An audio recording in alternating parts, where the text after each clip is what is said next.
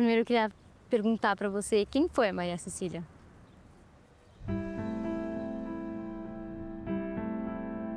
Filha do Gastão Eduardo e da vovó Cecília, meus avós.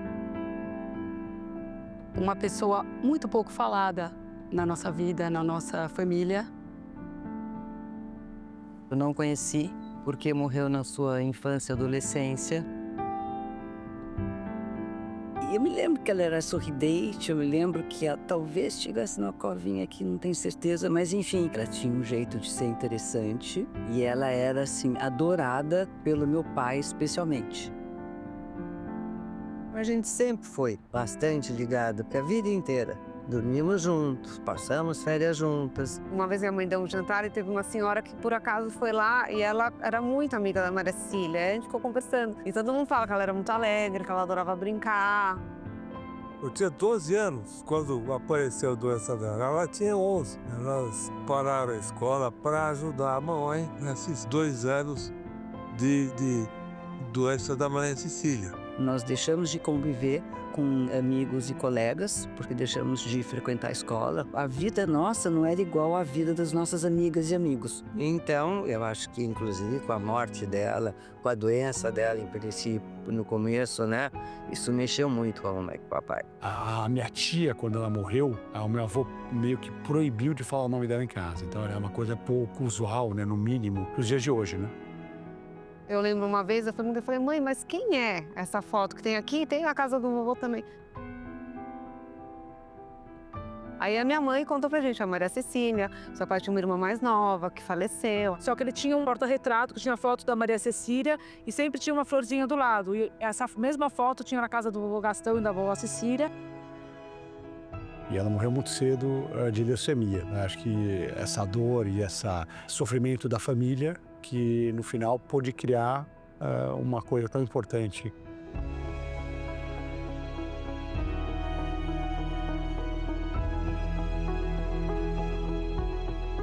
E eu acho que agora ela é uma das pessoas mais presentes na nossa família atualmente.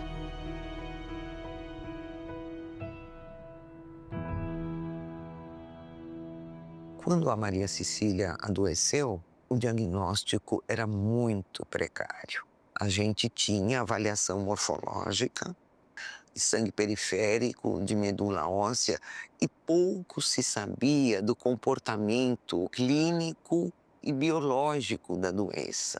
A chance de cura era praticamente zero.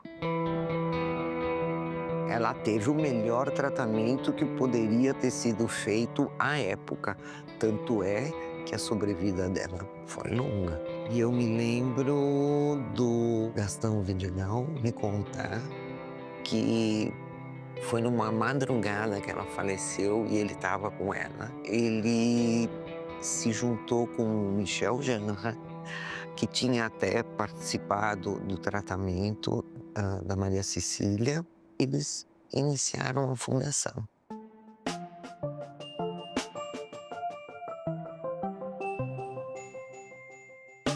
A fundação era um centro de pesquisa em hematologia, doenças de sangue. Então, quem quisesse fazer curso lá, quem quisesse fazer estágio lá, médicos do Brasil inteiro vinham para São Paulo. A fundação, na época, dava um suporte para pesquisa e foi montada a melhor biblioteca em hematologia que existia no Brasil.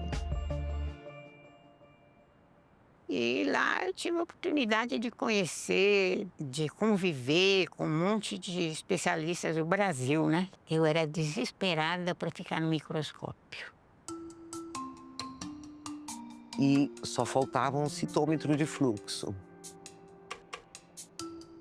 Foi adquirido o citômetro de fluxo e começamos a oferecer esses serviços para as unidades carentes. A gente dava um diagnóstico que não existia.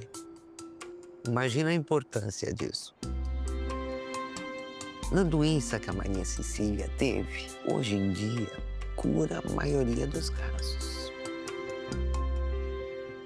Quando meu avô morreu, a gente tomou conhecimento, pelo menos a minha geração tomou conhecimento da fundação. Quando o vovô fez a fundação, acho que foram uns aparelhos que permitiam identificar exatamente que tipo de não seria, que facilitava o tratamento e tudo mais, a biblioteca. Já foi depois, na época. Mas quando a gente foi olhar para a fundação, tinha internet já. Refletir e conseguir ver que podia se ter um novo foco que foi o mais interessante. O mais importante é que a gente se propôs nesse momento a trabalhar junto. E a gente fez uma votação.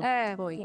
E aí Foram foi. definidas 3 áreas, né? Era meio ambiente, educação e saúde. E a gente estava lá discutindo, um brainstorm de discussão do que seria. E a minha mãe sempre escuta primeiro, ela tem uma escuta e acontecendo aquela conversa, um falava uma coisa. E de repente, assim, a mãe com uma força muito grande de dentro, ela falou, esta fundação tem que cuidar de criança.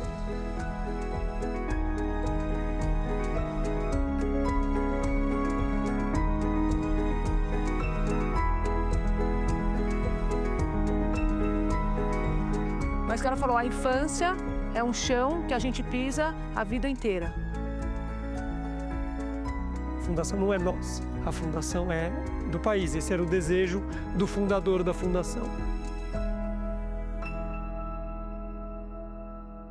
O Saul Sipel, que é um grande neurologista, fez uma apresentação falando de todo o processo de neurociência e neuroplasticidade na primeira infância. E aí, nesse momento, a gente falou, temos um tema. É como se você estivesse fazendo uma construção de um prédio. Você quer fazer 10 andares? Faz uma base para 10 andares. Vamos dar sustentação para que esse indivíduo possa, assim, se desenvolver.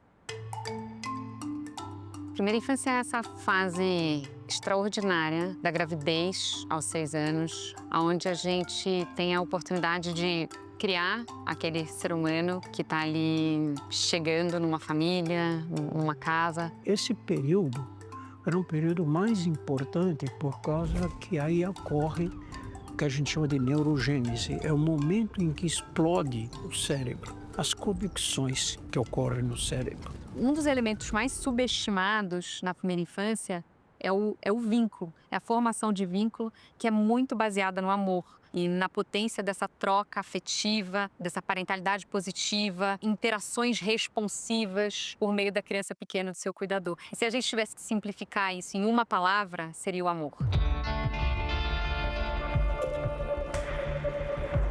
Mas é também a maior oportunidade que a gente tem na sociedade de romper com as desigualdades e com os ciclos de pobreza. O que acontece nesses primeiros dias fica com a criança até o fim da vida. Isso pode afetar a maneira como essas conexões cerebrais são feitas. Isso pode ter implicações no aprendizado, na saúde mental. Isso na fase infantil, mas na fase adulta, essa criança pode vir a ter problemas cardiovasculares, obesidade e por aí vai. Um dos retratos que a Fundação Maria Cecília Souto de Gal fez mais recentemente sobre a primeira infância mostra que a gente tem 55% das crianças na primeira infância no Brasil em situação de pobreza. A maior parte delas são crianças lideradas por mães solo e, em sua maioria, negras. Cresci na favela de Vigário Geral, lá no Rio de Janeiro. Crescer no contexto que eu cresci, assim, me mostrou também o quão decisivo é o início da vida, sabe? Quão decisivo foi para mim ter crescido numa família como a que eu cresci, ter uma mãe como a que eu tive, para as oportunidades que eu tenho hoje. Sendo uma mulher negra, de origem periférica, que hoje está na universidade, que tem doutorado, pós-doutorado, não é a história comum das crianças que cresceram comigo. Eu acho que o papel de uma fundação é ela ser uma geradora de inovações e ser uma provocadora para os outros atores que tem na sociedade.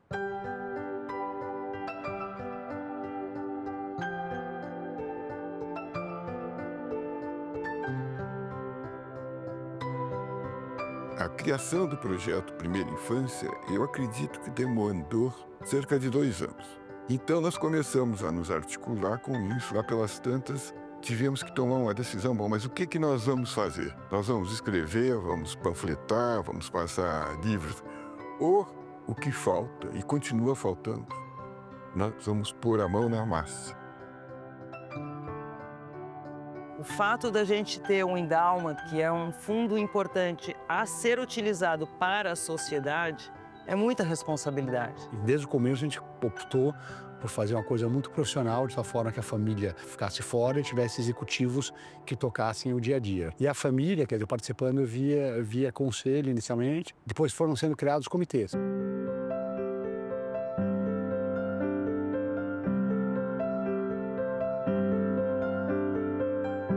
A Regina, né, minha sogra, mãe da Tereza, que na época estava liderando, estava à frente disso, entendeu que a comunicação era muito importante. A causa da primeira infância, na época eu lembro que era super desconhecida. Eu ia conversar com outras organizações, né? Pareceu que eu era de outro planeta, que ninguém entendia. A gente fazia um trabalho com jornalistas, a gente fazia um trabalho de tradução da ciência, a gente fazia um trabalho com as lideranças políticas brasileiras. Aí a gente teve a ideia de fazer um filme. Como que você chama?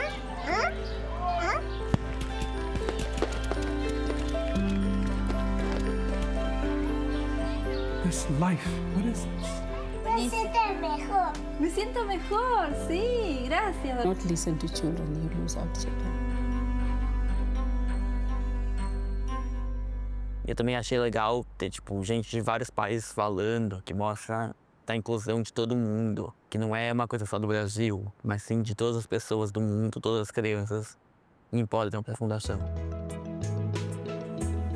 Ter representantes de todas as áreas da sociedade é extremamente importante. A gente sabe que tem uma seleção de perspectivas diversas, melhora o desempenho. A possibilidade e o impacto do que a gente faz só se mede daqui a 20 anos. O que a gente está tentando resolver é uma questão de um sistema, né? E mudar um sistema inteiro é extremamente difícil. A Fundação Maria Cecília tem sido uma parceira muito estratégica no sentido de fazer mensagens importantes chegarem rápido na mesa de quem elas precisam chegar. Boa parte da evolução da Fundação aconteceu nessa área de advocacy, né? E acho que isso também leva a primeira infância a estar onde está hoje. Você está no Conselhão, você tem uma política nacional sendo pensada. Eu vou para Brasília, eu vejo a primeira infância em tudo que é lugar, nas conversas. Mas dá para ser melhor ainda, porque a gente sabe que tem muita coisa para se fazer, né? Melhorar a qualidade dos serviços, prefeitos, prefeitas, governadores, governo federal, terem políticas claras para a primeira infância, né? Bem feitas, de qualidade. O provérbio africano diz que leva uma vila para cuidar de uma criança. A Constituição Federal diz e define que crianças e adolescentes são prioridade absoluta. Nós, nesse país, temos há 35 anos o Estatuto da Criança e do Adolescente. E nós temos um marco legal da primeira infância há quase uma década. E é por isso que hoje nós temos a condição de lançar a Política Nacional Integrada de Primeira Infância. A Fundação atua por meio de duas estratégias. Fazer a política pública descer para que, com qualidade, passe pelas esferas federativas, ou seja, a União, os estados e os municípios. E, por outro lado, a gente decidiu ativar a sociedade. A gente acredita que quando a política desce e a sociedade demanda, há um encontro mágico. Por isso que a sociedade, ela não é só responsável, mas ela precisa estar alerta para cuidar dessa criança. Ter o senso de urgência e de responsabilidade, mas também a indignação de defender cada criança que não está nessas condições. E a gente tem os territórios onde a gente está hoje, tanto aprendendo quanto contribuindo, eu espero. Tem os caminhos lúdicos de produtos audiovisuais, do próprio Nelson, que é esse personagem que a gente acredita muito e aposta muito, porque ele é a cara do Brasil. Crianças e adultos, os ex-nenês estão aprendendo juntos sobre todos os desafios e maravilhas da primeira infância. A Fundação é muito utilizada em nossas atividades formativas. Os materiais produzidos, materiais de extrema qualidade, a plataforma é excelente, tem biblioteca, tem artigos, então a gente utilizou muito nas nossas formações junto aos nossos educadores. Como qualquer criação de qualquer marca, você tem que ir um pouco mais a fundo. Na hora que eu fui buscar a história, a gente não tinha. Até que eu achei uma carta de um médico que tinha cuidado da Maria Cecília, e era uma carta que ele falava de uma rosa que tinha sido cortada precocemente.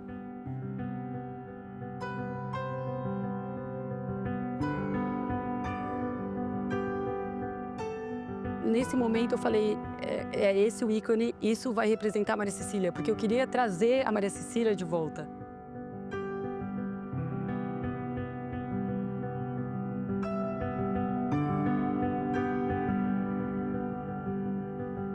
Quando eu descobri a primeira vez que minha avó desenhava, eu fiquei em choque. Obviamente foi uma coisa maravilhosa, mas eu fiquei mais tocada pelo fato dela ter guardado esses desenhos para ela. Em 1969, aí eu no meu quarto, ó.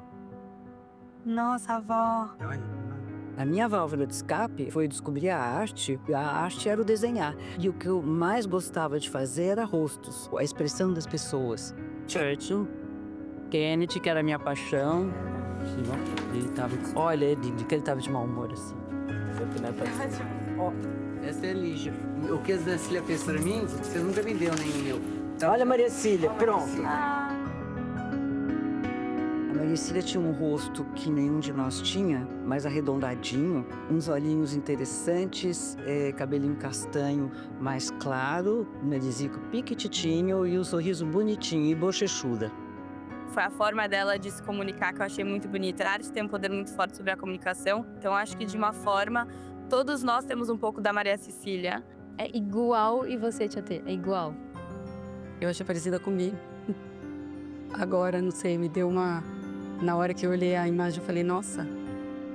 Bel parece as filhas. Parece mesmo. Nossa, parece muito. Olha, o jeitinho que assiste e para e olha assim. Nossa, é igualzinho. O máximo. Que demais.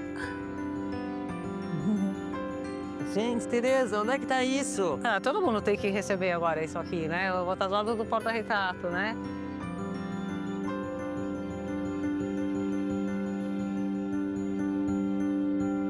Então, acho que foi uma história de dor que se transformou em luz.